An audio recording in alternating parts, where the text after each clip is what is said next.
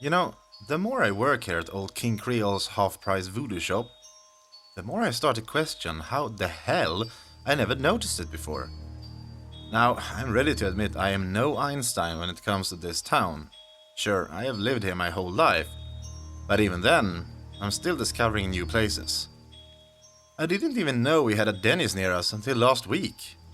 But the fact that so many of our customers are high school kids makes me wonder, how come I never heard of this place before?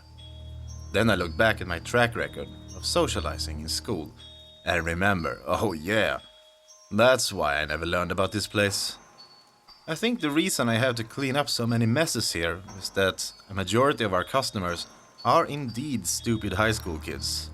They barge in here thinking they got a way around King Creole's game, and every single time I am the poor idiot that has to clean up their stupid mess. It's to the point where anytime I see a teenager come into the shop, I instinctively reach behind the counter for some rubber gloves. Because I know I'll have to wipe what's left of them off the floor and walls. I think the worst case of this was when a group of 4 kids walked in. They were seniors, and I'm pretty sure they were about to graduate. They came into the shop while I was busy, actually getting to stock something for once. We had just had someone come in and buy a decent amount of voodoo dolls, so I was finally allowed to stock them. Using my old stool, I managed to just put them all in place when the bell rang and this group of kids came in. It was 3 girls and a guy, who had his arm around the blonde girl. A couple, I assumed. The other 2 girls seemed to just have tagged along for this ill-fated journey to my place of employment. The guy looked over to me and shot me that head movement all of us guys make to each other. Well, you know the one. "Hey guys," I said, getting off my stool and heading to the counter. Sitting on my rocking chair and making sure all my cleaning supplies were in view. "What can I do you for?" I asked, realizing I was picking up some of Creole's fancy southern talk. "We heard there were wishes here, and since we're about to graduate, we figured, why not try them out?" The guy said, letting his girlfriend go and going over to the shelf of voodoo dolls. Getting in real close and looking at them all. The girls, meanwhile, didn't wander too far off from him, since they no doubt were afraid of all the cobwebs around. Fair enough. "Yep. You all want one?" I asked, dreading the answer I expected. The guy and his girlfriend nodded, while only one of the other girls, a black-haired girl in a blouse, responded as well with a nod. The last girl in a hoodie, though, just shook her head. Figured she just got dragged here. "Travis, my dear boy, seems you've brought in quite a bit of customers," Creole hummed, walking over to me from seemingly nowhere. He does that a lot, smiling at the group of students, all of whom instantly backed up a couple of feet in shock at my boss's appearance. "Wow, freaky costume, man," the guy said, chuckling, trying to keep up a brave face in front of his girl, but I could tell he was seconds from pissing himself. All the girls had the same expression. "What can I do you for, Jacob?" the boss man asked, looking at me. I was wondering why, until I realized my rocking chair was taking up space he needed to get to the counter, so I just easily backed up a bit and let him do his thing. Pulling out my phone, which had a dead battery, instead I decided to watch the inevitable horror that was about to come to my way. "Man, you're freaky as fuck," Jacob chuckled nervously, clearing his throat and coming forward with as much moxie as he could muster. "Okay, I wish to get into my dream college, full ride, so I don't have to pay for anything," he declared, confidently crossing his arms at King Creole. Had to hand it to him, that was a pretty airtight wish. I couldn't really think of any way for Creole to mess with that wish, well, until his girlfriend spoke up. "What the fuck, Jacob?" the girlfriend shouted, coming over to Jacob and pounding him with her fists over and over. "You're trying to find a way to leave me, aren't you?" she shouted, grabbing him and thrashing him around. He seemed the clingy type. "No, you crazy bitch.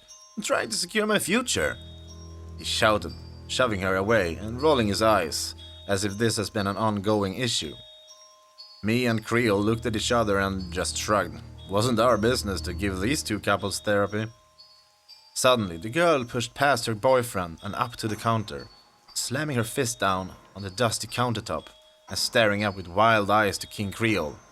"I wish that Jacob will never leave my side," she shouted, causing Jacob to come over and grab her, pulling her away from us. "Well," the king began, bringing a hand up, starting to rub his chin. "My mama taught me that ladies should go first."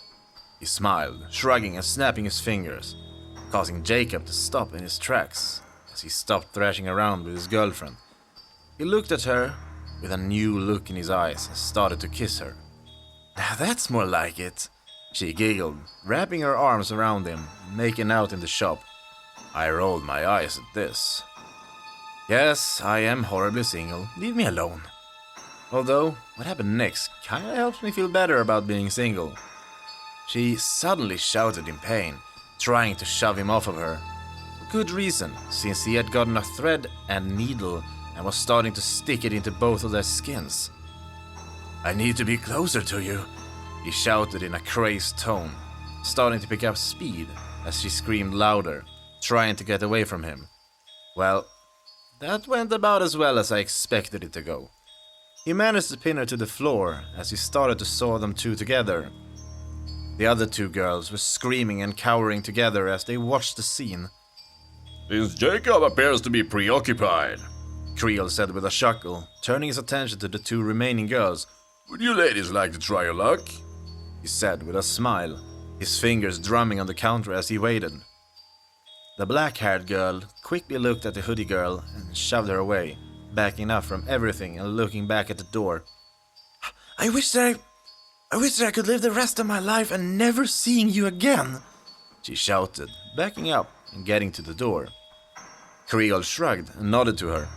"If that's what you wish for," he said, looking back at her and motioning for her to shoo with his hands.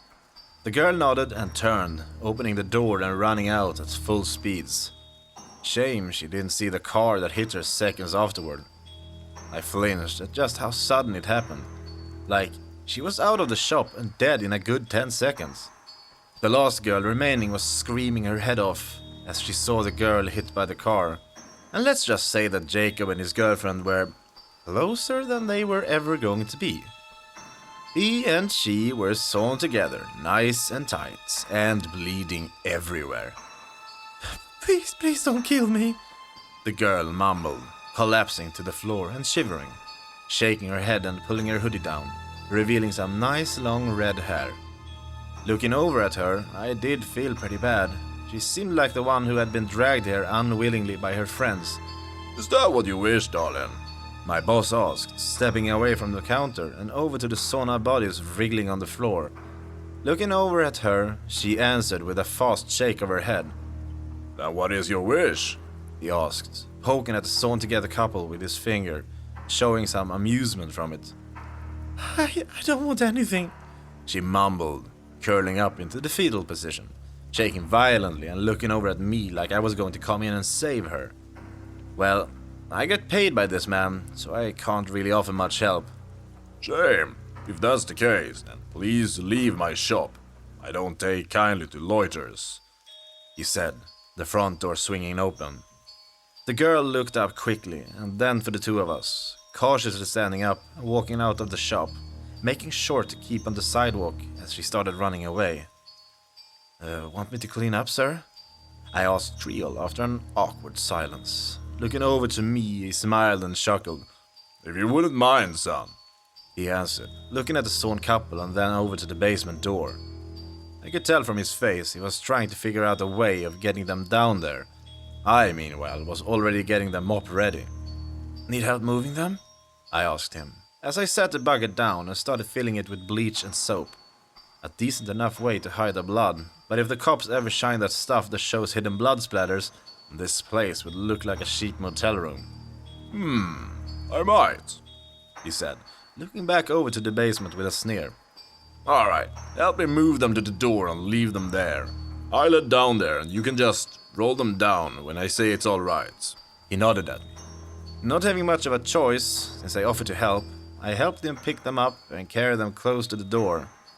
The girl gurgling something incoherent at me, since hers and Jacob's mouths had been sewn together.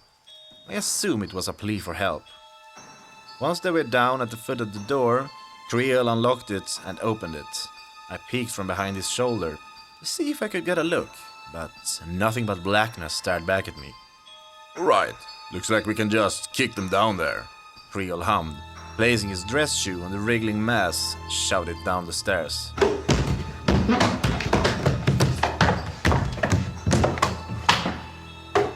The wet smacking and rolling were heard for a good solid 30 seconds. We waited, the door still open. Then we heard rapid crawling coming towards us. Before I could see the mystery basement creature, Creel slammed the door closed and locked it tight. Well, I said after a decent amount of silence. I'll start cleaning, I said, backing away from Creel and heading back to my mop and bucket, starting to wipe away all the evidence of our latest crime. When I looked back at the basement, King Creole was standing there. He was looking at the basement with his usual anger before wordlessly just walking back over to his office. I let him go, continuing to do the part of the job I hated the most. While I was busy mopping, contemplating if I really should have gone into college, the door opened up and I heard the familiar words of "Hands in the air!"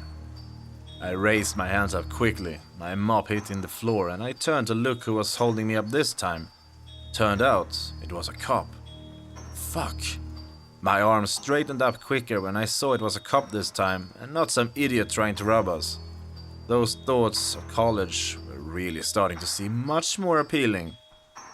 "Turn around and step away from the mop and bucket," he ordered me. I did as I was told, heading over to the back wall.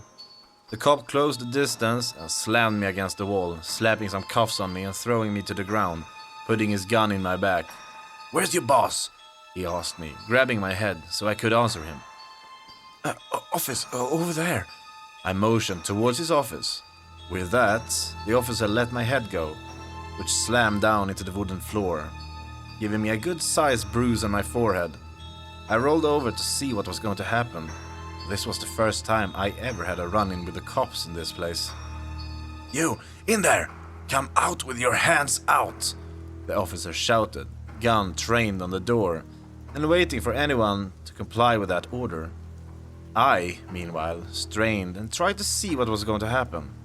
When suddenly my arms went limp, and I was suddenly free of my cuffs.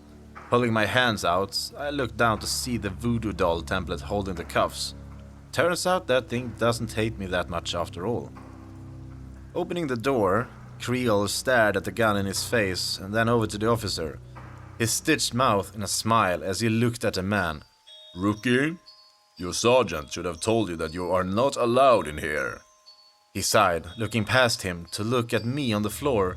"And assaulting my employee? Shame on you." The voodoo man sighed, suddenly getting grabbed by the officer and tossed onto the floor quickly. "Keep your mouth shut, you fucker! What did you do with the body?" he shouted, putting his foot on Creole's back. I felt afraid for the officer. Handling King Creole like that in his own shop would not end well. And end well it did not.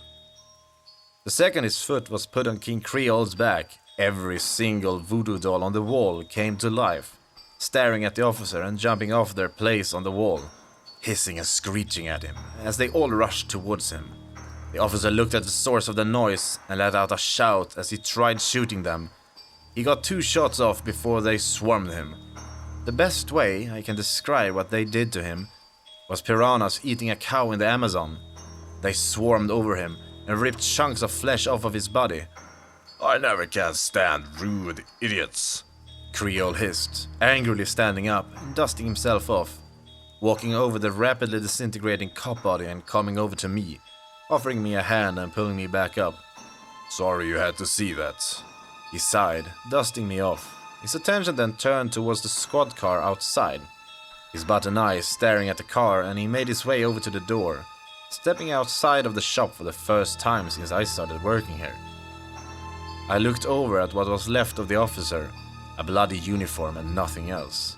In the split second I wasn't paying attention, all the voodoo dolls had returned to the wall, and now had some accessories with them. Some bones and skin pieces. My little template friend was back on the counter, still giving me the stink eye for probably not cleaning up. I was going to, until a girl's scream caught my attention. Creole was dragging that redhead back into the shop. She was trying with all her might to keep from being dragged away. Her nails clawing at the wooden floor and spreading blood everywhere once her nails had been broken and destroyed. She cried and begged not to be hurt as she was dragged towards the basement door. "This will show you not to misplace, my good graces," Creole shouted, grabbing her by the hair when she caught the side of the counter and gripped it with all her might, dragging her to the basement door, opening it and dragging the redhead down into the depths. Creole didn't need to tell me to shut the door behind him. I went back to cleaning the bloody mess that was left behind, stuffing the officer's uniform into a trash bag and set that aside as I mopped up every piece of blood I could see. I've gotten surprisingly good at this. Something about that girl's demise, though, didn't sit right with me. Out of everything he's done to people, hers was the one that rubbed me the wrong way the most. It's not like I can do anything about it. Cops are clearly out of the question. Looking over to the basement door, I sighed as I sat back in my rocking chair when all the cleaning was done. My eyes closing in exhaustion. I didn't get much time to rest. The Creole returned after nearly an hour and a half, blood on his suit and pale face. I swallowed hard as he came over to me, staring at me with those blood-splattered button eyes. "Travis, my boy, you've been so very helpful these past few months that I think a raise is in order." He smiled, his yellow teeth back to being sharp fangs. "How about, $30 an hour?" He hummed, tilting his head at me. I looked back at him with a bewildered look, quickly nodding without thinking. He smiled and rustled my messy brown hair and pulled out my pay for the week. "Take tomorrow off," he ordered when I took my pay. I looked up at him and nodded quickly. No way in hell I was going to question him.